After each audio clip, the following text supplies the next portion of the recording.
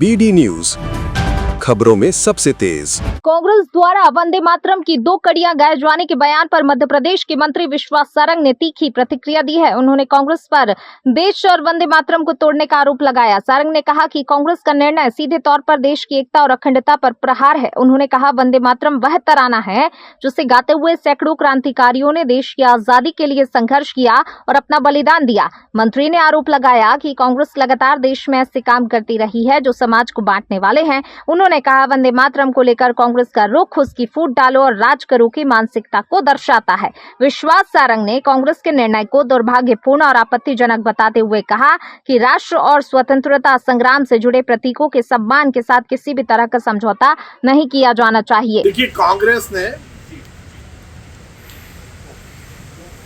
वंदे मातरम को भी तोड़ने का काम किया और इस देश को भी तोड़ने का काम किया है।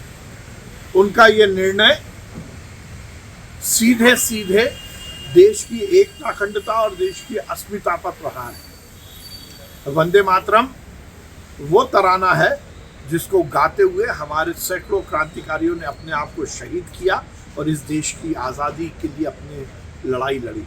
आप उसको तोड़ने की बात कर रहे हैं। आपने पाप किया, आपने लगातार 70-75 साल तक इस देश में पाप करते रहे और यदि अब 150वीं वर्षगांठ वंदे मातरम की मनाई जा रही है और उसमें पूरे वंदे मातरम को गाने को लेकर पूरे देश में उत्साह है, तो आप फिर से एक बार तोड़ना चाह रहे हैं वंदे मातरम।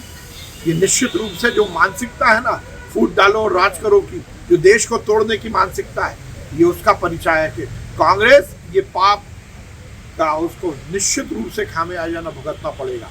एक तरफ आप देश को तोड़ने की बात करते हो, आप नेहरू ने तो कश्मीर अलग कर ही दिया। इंदिरा गांधी से लेकर राजीव गांधी से लेकर जो कांग्रेस के नेता इस देश में सत्ता में रहे, उन्होंने इस देश को तोड़ने की कोशिश की, वंदे मातरम को तोड़ने की कोशिश की। निश्चित रूप से ये दुर्भाग्यपूर्ण और बहुत ही आपत्तिजनक उनका निर्णय है।